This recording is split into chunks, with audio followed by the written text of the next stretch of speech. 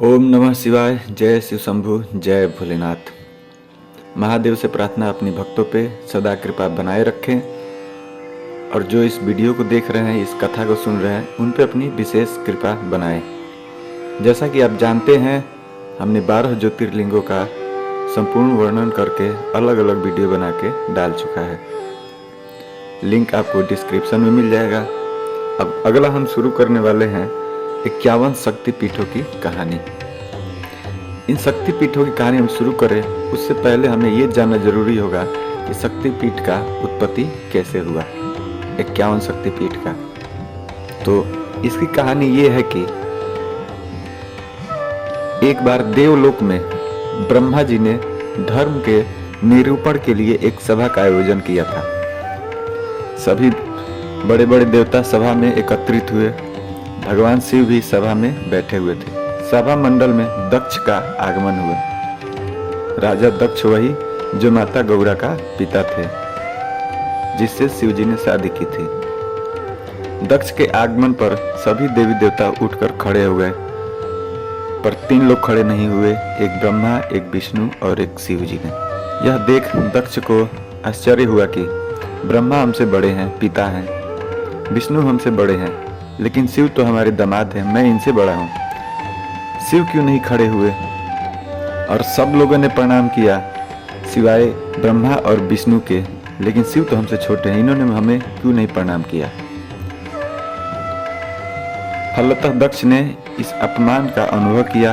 केवल यही नहीं, उनके हृदय में भगवान के प्रति ईर्ष्या की आग जल उठी। वे उनसे बदला लेने के लिए समय और अवसर की प्रतीक्षा करने लगे। और शिव से नफरत करने का एक और कहानी है जो आपको सोमनाथ शिवलिंग के कहानी में मिल जाएगा। तो ऐसे करके राजा दक्ष शिव से बदला लेने के लिए अवसर का प्रतीक्षा करने लगे। फिर अगली कहानी चलती है। एक बार सती और शिव कैलाश पर्वत पर बैठे हुए परस्पर वार्तालाप कर रहे थे, आपस में बातचीत कर रहे थे। उसी समय आकाश मार्ग से विमान कनखल की ओर जाते हुए दिखाई पड़े। बहुत सारे विमान आकाश मार्ग से कनखल की ओर जाते हुए दिखाई पड़े। सती ने उन विमानों को देखकर भगवान से पूछा, प्रभु ये सभी विमान कहाँ जा रहे हैं? भगवान शंकर ने उत्तर दिया, आपके पिता ने बड़े यज्ञ का आयोजन किया है। समस्त देवता और देवांगनाएं इस विमान में बैठकर उसी यज्ञ में सम्मिलित होने के लिए जा रही है। इस पर सती ने दूसरा प्रश्न किया, क्या मेरे पिता ने आपको यज्ञ में सम्मिलित होने के लिए नहीं बुलाया? तब भगवान शिव शंकर ने जवाब दिया, आपके पिता मुझसे बैर रखते हैं, फिर वो मुझे क्यों बुलाने लगे? सती मन ही मन सोचने लगी, फिर बोली, यज्ञ के इस अवसर पर अवश्य मेरी सभी बहनें आएंगी। उनसे मिले हुए बहुत दिन हो गए। यदि आपकी अनुमति हो तो मैं भी अपने पिता के घर जाना चाहती हूँ।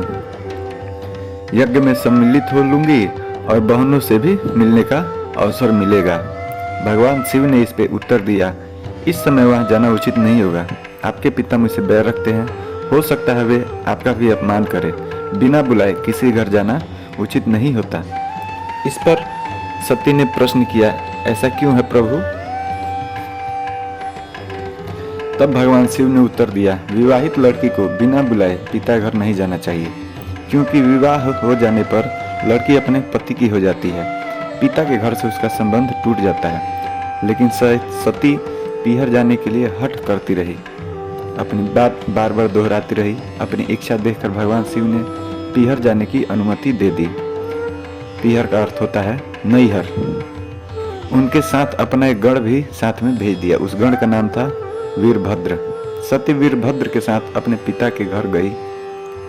घर में सती से किसी ने भी प्रेम पूर्वक वार्तालाप नहीं किया, सिवाय उनके माता और उनकी बहनों को। दक्ष ने भी उन्हें देखकर कहा, क्या तुम यहाँ मेरा अपमान कराने आई हो? सभी बहनों को तो देखो, वे किस प्रकार भांति भांति के अलंकारों और सुंदर वस्त्रों से सुसज्जित हैं। तुम्हारे शरीर पर मात्र बाघंबर है। तुम्हारा पति शमशानवासी और भूतों का नायक है। वह तुम्हें बाघंबर छोड़कर और पहना ही क्या सकता है? दक्ष के कथन से सती के हृदय में पश्चाताप का सागर उमड़ पड़ा। वे सोचने लगी, उन्होंने यहाँ आकर अच्छा नहीं किया। भगवान ठीक ही कह रहे थे, बिना बुलाए पिता के घर भी नहीं जाना चाहिए, पर अब क्या हो सकता है?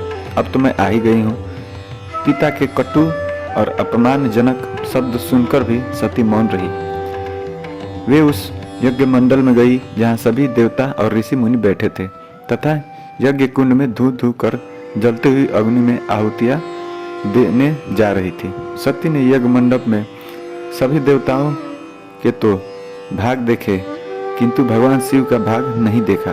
वे भगवान शिव का भाग न देखकर अपने पिता से बोली, पितृश्रेष्ठ, यज्ञ में तो सबके भाग दिखाई पड़ रहे हैं किंतु कैलाशपति का भाग नहीं है, आपने उनका भाग क्यों नहीं रखा? दक्ष ने गर्व से उत्तर दिया, मैं तुम्हारे शिव को देवता नहीं समझता। वह भूतों का स्वामी, नग्न रहने वाला और हड्डियों की माला धारण करने वाला है। वह देवताओं की पंक्ति में बैठने योग्य नहीं, उसे कौन भाग देगा? इस पर सती के नेत्र लाल हो उठे। उनका मुखमंडल प्रलय के सूर्य की भांति तेजोदीप्त हो उठा। उन्होंने पीड़ा से तिलमिलाते हुए कहा, ओह, मैं इन शब्दों को कैसे सुन रही हूँ? मुझे धिक्कार है। देवताओं, तुम्हें भी धिक्कार है। तुम भी उन कैलाशपति के लिए इन शब्दों को कैसे सुन रहे हो, जो मंगल के प्रतीक हैं और जो क्षण मात्र से संपूर्ण सृष्टि को नष्ट करने की शक्ति रखते हैं। वे मेरे स्वामी हैं। नारी के लिए उसका पति ही स्वर्ग होता है। जो नारी अपने पति के लिए अपमानजनक शब्दों को सुनती है उसे नरक में जाना पड़ता है। हे पृथ्वी सुनो, आकाश सुनो और देवताएं तुम भी सुनो। मेरे पिता ने मेरे स्वामी का अपमान किया है। मैं अब एक क्षण भी जीवित रहना नहीं चाहती। सती अपने कथन को समाप्त करते हुए यज्ञ के कुंड में कूद पड़ी। जलती हुई आहुतियों के साथ उनका शरीर भी जलने लगा। यज्ञ मंडप में खलबली पैदा हो गई, हाहाकार मच गया। देवता उठकर खड़े हो गए। तब वीरभद्र को क्रोध से कांप उठे। वे उछल कर यज्ञ का विध्वंस करने लगे। यज्ञ मंडप में भगदड़ मच गई। देवता ऋषि मुनि भाग खड़े हुए। वीरभद्र ने देखते ही देखते दक्ष का मस्तक काटकर फेंक दिया। समाचार भगवान शिव के कानों में भी पड़ा। वे प्रचंड आंधी की भांति कनखल जा पहुंचे। सती के जले हुए शरीर को देखकर भगवान शिव ने अपने आप को भूल गए। सती के प्रेम और उनकी भक्ति ने शंकर के मन को व्याकुल कर दिया। उन शंकर के मन को व्याकुल कर दिया जिन्होंने काम पर भी अपनी विजय प्राप्त की थी और जो सारी सृष्टि को नष्ट करने की क्षमता रखते थे। वे सती के प्रेम में खो गए, बेसुध हो गए। भगवान शिव ने उन्मत्त की भांति सती के जले हुए शरीर को कंधे पर रख लिया। वे सभी दिशाओं में भ्रमण करने लगे। शिव और सती के इस अलौकिक प्रेम को देखकर पृथ्वी रुक गई, हवा रुक गई, जल का प्रवाह ठहर गया और रुक गई देवताओं की सांस भी। सृष्टि व्याकुल उठी। सृष्टि के प्राणी पुकारने लगे, त्राहिमाम त्राहिमाम। भयानक संकट उपस्थित देखकर सृष्टि के पालक भगवान विष्णु आगे बढ़े। वो भगवान शिव की बेसुधी में अपने चक्र से सती के एक एक अंग को काट काट कर गिराने लगे।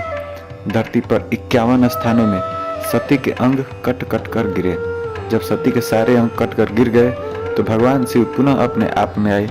जब वे अपने आप में आए तो पुनः सृष्टि के सारे कार्य चलने लगे।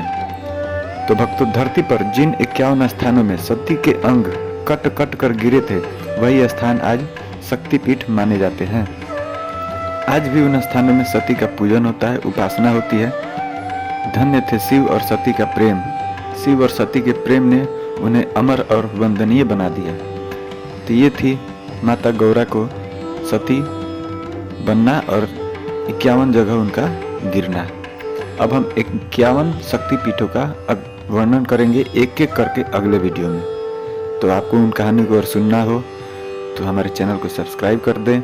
और ये कहानी अगर आपको अच्छी लगी तो एक बार कमेंट में लिख दें, ओम नमः शिवाय, जय माता सती। और कमेंट वीडियो को लाइक जरूर करें। आज के लिए इतना ही। ओम नमः शिवाय, जय शिव शंभु, जय भोलेनाथ।